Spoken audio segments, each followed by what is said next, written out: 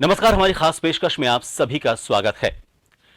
पुराना साल यानी कि जाता हुआ साल हमेशा अपने साथ कुछ यादें छोड़कर जाता है। यादें कुछ राष्ट्रीय स्तर की, कुछ अंतर्राष्ट्रीय स्तर की, कुछ खट्टी, कुछ मीठी।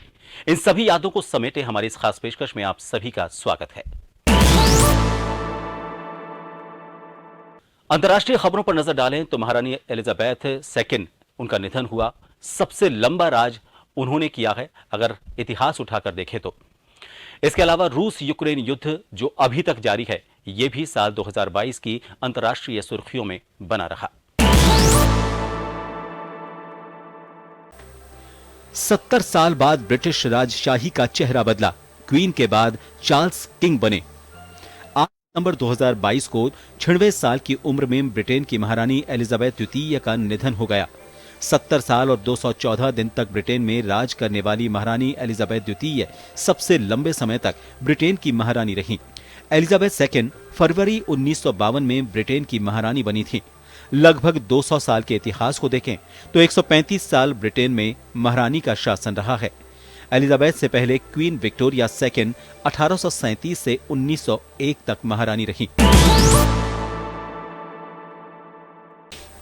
यूक्रेन के राष्ट्रपति वोलोदिमीर ज़ेलेंस्की को टाइम मैगजीन ने पर्सन ऑफ द ईयर 2022 चुना। उन्होंने कभी भी बड़ी ताकत के सामने हिम्मत नहीं हारी। अनुमान है कि इस युद्ध के कारण दुनिया की अर्थव्यवस्था को $2.8 ट्रिलियन यानी कि 18,000 लाख करोड़ रुपए से ज्यादा का नुकसान हो चुका है। बॉलीवुड एक्ट्रेस जैकलीन फर्नांडिस का नाम ठग सुकेश चंद्रशेखर से जुड़ा। ईडी से पूछताछ में स्वीकार किया ठग सुकेश ने महंगे तोहफे उन्होंने लिए थे। 59 साल के ललित मोदी ने सुष्मिता सेन के साथ जिंदगी की शुरुआत की।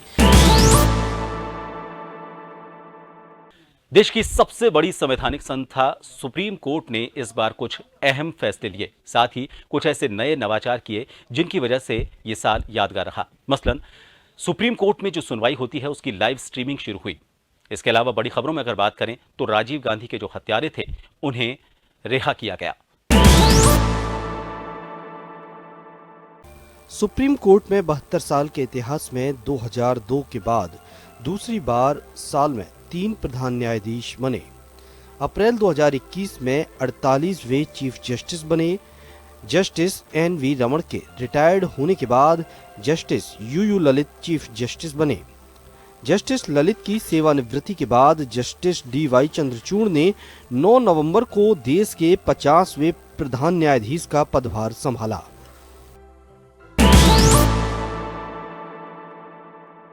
सोलह मार्च 2022 को सुप्रीम कोर्ट ने सेवानिवृत्त सैन्य कर्मियों की वन रैंक वन पेंशन नीति पर बड़ा फैसला सुनाया। देश की सर्वोच्च अदालत ने रिटायर सैन्य कर्मियों के लिए लागू वन रैंक वन पेंशन की मौजूदा नीति को सुप्रीम कोर्ट ने सही ठहराया। सुप्रीम कोर्ट ने कहा कि इस नीति में कोई संवैधानिक कमी नहीं है।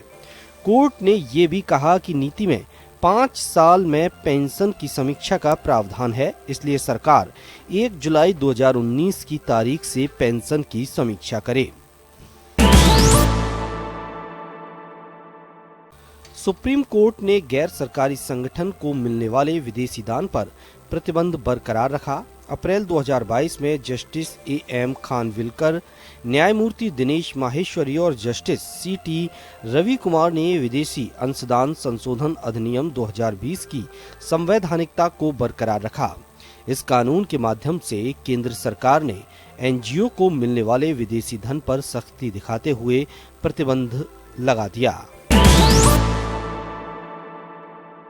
सुप्रीम कोर्ट में चीफ जस्टिस एन.वी. रमन्ना की अध्यक्षता वाली जस्टिस हिमा कोहली और जस्टिस सूर्यकांत की बेंच ने इस मामले को 7 जजों की बेंच को रेफर करने पर विचार किया। 5 दिन बाद सॉलिसिटर जनरल तुषार मेहता ने केंद्र सरकार की ओर से हलफनामा दायर किया।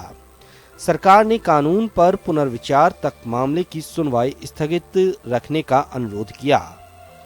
11 मई को खंडपीठ ने सुनवाई स्थगित की।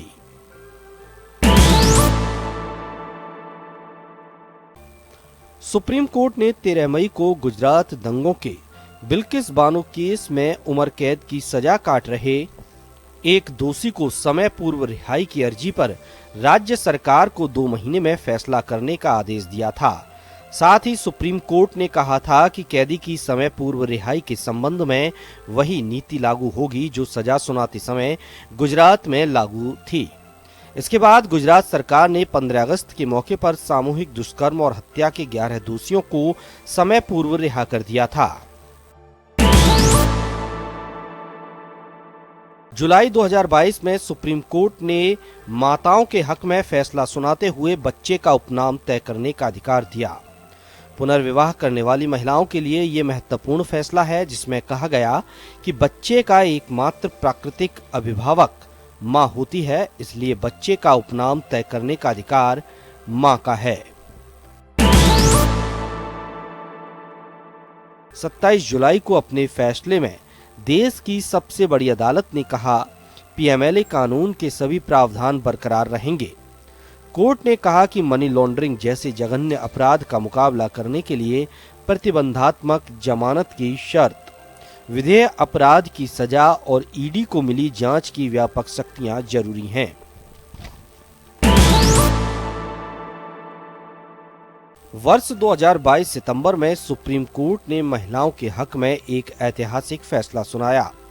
सुप्रीम कोर्ट ने देश की विवाहित और अविवाहित सभी महिलाओं को गर्भपात का अधिकार दे दिया। कोर्ट ने कहा कि medical termination of pregnancy act के तहत प्रत्येक गर्भवती महिला को 20 से 24 सप्ताह के बीच गर्भपात का अधिकार होगा। उनके विवाहित या अविवाहित होने से कोई फर्क नहीं पड़ता। सुप्रीम कोर्ट के इतिहास में 27 सितंबर 2022 को पहली बार सुनवाई का लाइव प्रसारण किया गया। तत्कालीन सीजेआई यूयू ललित, न्यायमूर्ति डीवाई चंद्रचूड़ और न्यायमूर्ति संजय किशन कौल की पीठ ने पहली लाइव सुनवाई की थी। सुप्रीम कोर्ट ने 21 सितंबर को अदालती कार्यवाही का सीधा प्रसारण किए जाने का निर्णय दिया था। हिजाब बैन पर सुप्रीम कोर्ट के फैसले पर देश भर की नजरें टिकी थीं। 12 अक्टूबर 2022 को सुप्रीम कोर्ट ने शैक्षणिक संस्थानों में कर्नाटक सरकार की तरफ से लागू हिजाब बैन को चुनौती देने वाली याचिका पर आदेश पारित किया। खंडित फैसले में जस्टिस हेमंत गुप्ता ने हिजाब पर बैन को बरकरार रखा। उन्होंने तर्क दिया कि प्रतिबंध के कारण शिक्षा में धर्मनिरपेक्षता सुनिश्चित हुई है। पीठ में शामिल जस्टिस सुधांशु धूलिया के तर्क अलग थे। उनके अनुसार प्रतिबंध के कारण मुस्लिम लड़कियों के शिक्षा के अधिकार प्रभावित हुए।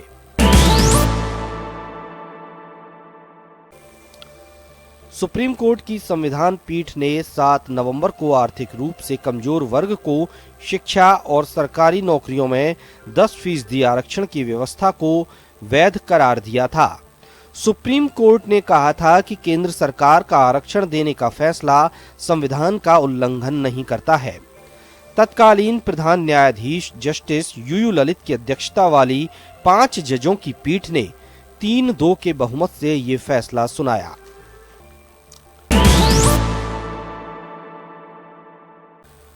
सुप्रीम कोर्ट ने 11 नवंबर को पूर्व प्रधानमंत्री राजीव गांधी हत्याकांड के सभी 6 दोषियों की रिहाई का आदेश दिया था।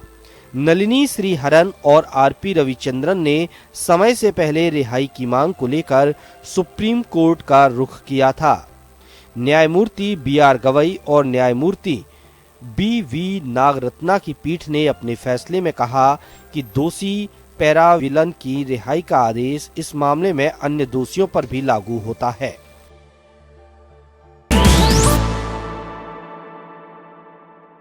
साल 2022 में अगर शिक्षा जगत की खास खबरों पर नजर डालें तो पता चलता है कि 2 साल बाद कोरोना काल में अब जाकर छात्र संघ चुनावों को अनुमति मिली। इसके अलावा रीट को लेकर एक बड़ा हंगामा हुआ। छोटे बच्चों के लिए बाल गोपाल दूध योजना शुरू की गई, जिसने एक नया मुकाम हासिल किया। डालते हैं शिक्षा जगत की ऐसी ही कुछ बड़ी खबरों पर नजर। रीट का पेपर आउट होना भी राजनीतिक सुर्खियों में बना रहा। सदन से लेकर सड़क तक भाजपा ने इसको मुद्दा बनाया।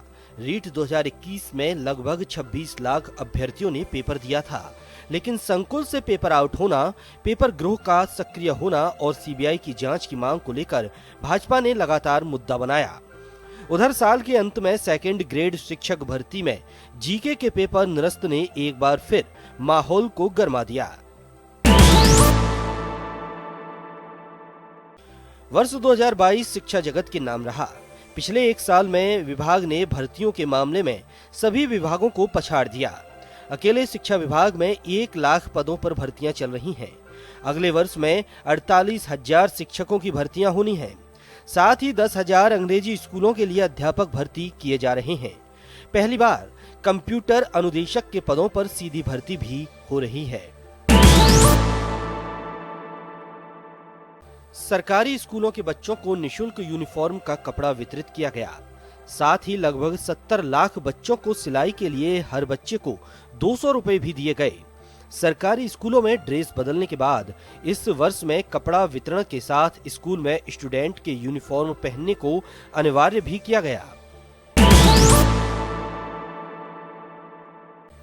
सरकारी स्कूलों में बाल गोपाल दूध योजना की शुरुआत भी इसी साल हुई। बच्चों के लिए सप्ताह में 2 दिन दूध वितरण के लिए रखे गए।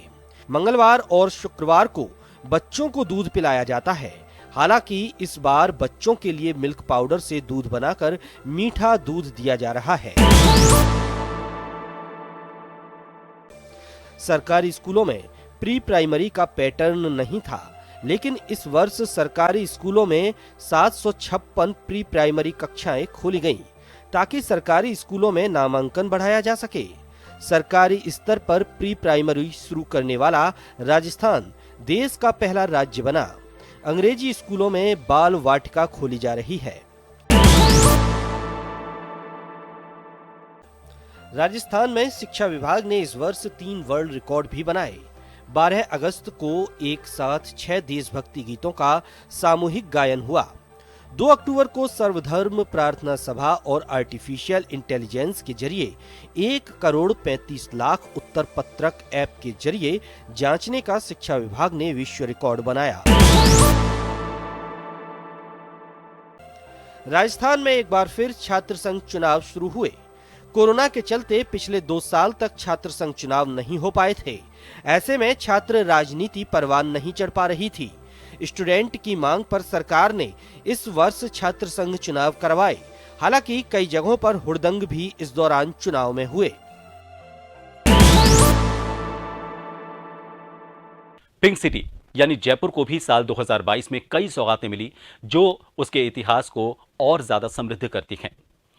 मेट्रो का नया विस्तार मंजूर किया गया। इसके अलावा जयपुर को एक नई पहचान मिली सिटी पार्क के तौर पर। और भी कई नवाचार, कई नई इमारतें इस शहर को नई खूबसूरती देती हुई नजर आईं।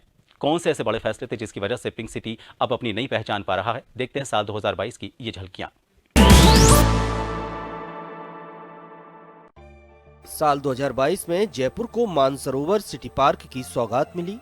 मुख्यमंत्री अशोक गहलोत ने शहरवासियों को इस पार्क का तोहफा दिया।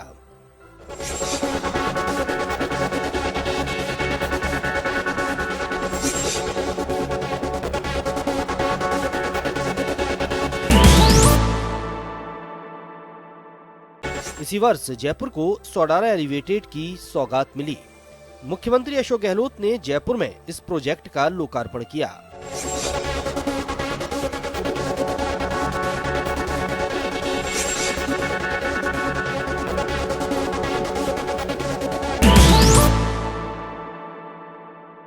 इसी साल मुख्यमंत्री अशोक गहलोत ने जयपुर को दूसरी लेपर्ड सफारी के रूप में आमागढ़ लेपर्ड रिजर्व की सौगात दी।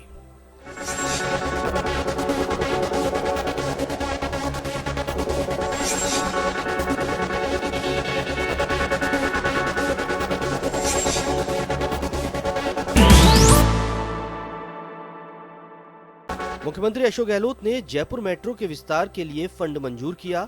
जल्द ही इस प्रोजेक्ट का काम हाथ में लिया जाएगा।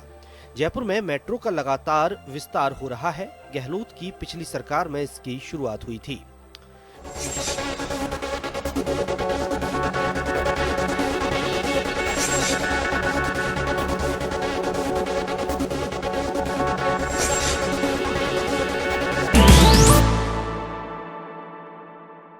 जयपुर की जनता को अब भी झूटवाड़ा एलिवेटेड रोड के उद्घाटन का इंतजार है।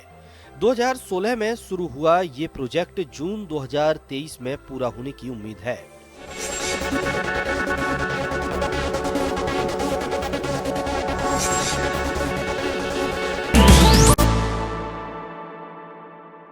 गहलोत सरकार ने इसी साल पुराने जयपुर की तरह आगरा रोड पर नई हेरिटेज सिटी बनाने की घोषणा कर उसका लोगो भी जारी किया। –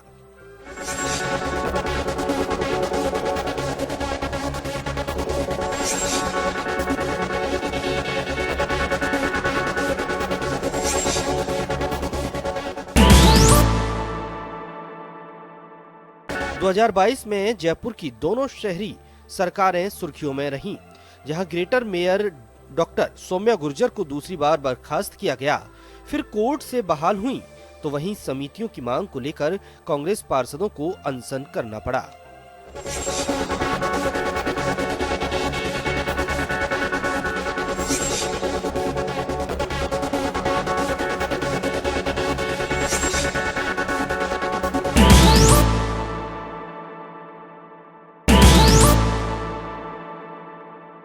साल 2022 कई कड़वी यादें भी हमारे जहन में छोड़कर जा रहा है। लता मंगेशकर यानी कि वो आवाज जिसका हर पीढ़ी में कोई ना कोई दीवाना जरूर रहा, वो हमें छोड़कर चली गई। इसके अलावा क्रिकेट जगत की बात करें तो शेन वॉर्न, वो हमें छोड़कर चले गए। राजनीतिक क्षेत्र की बात करें तो मुलायम सिंह यादव, वो भी इस दुनिया को अलविदा कह गए। कथक सम्राट बिरजू महाराज 17 जनवरी को दुनिया से अलविदा हो गए, तो स्वर कोकिला लता मंगेशकर भी 6 फरवरी 2022 को हम सबको छोड़कर चली गईं। गोल्डमैन के नाम से मशहूर जाने माने गायक और संगीतकार बप्पी लाहिड़ी 15 फरवरी, जबकि शाहपुरजी पालोनजी समूह के संस्थापक पालोनजी मिस्त्री का भी 28 जून 2022 को निधन हो गया। निवेशक, शेयर व्यापारी और सीए राकेश झुनझुनवाला 14 अगस्त 2022, ब्रिटेन की महारानी एलिजाबेथ द्वितीय 8 सितंबर 2022, उत्तर प्रदेश के पूर्व मुख्यमंत्री मुलायम सिंह यादव 10 अक्टूबर 2022, ऑस्ट्रेलिया क्रिकेटर शेन वॉर्न 4 मार्च 2022, गुर्जर आरक्षण संघर्ष के नेता किरोड़ी बैसला 31 मार्च 2022 को दुनिया को अलविदा कह गए। जापान के पूर्व पीएम शिंजो आबे की गोली मारकर हत्या ने पूरी दुनिया को स्तब्ध कर दिया। तो ये थी साल 2022 की वो यादें जो लंबे वक्त तक हमारे जहन में रहेंगी। उम्मीद करते हैं 2023 में कुछ ऐसी यादें हों जो हमें सुखद एहसास देकर जाएं। हमारी इस खास पेशकश में इतना ही। दीजिए इजाजत। नमस्कार।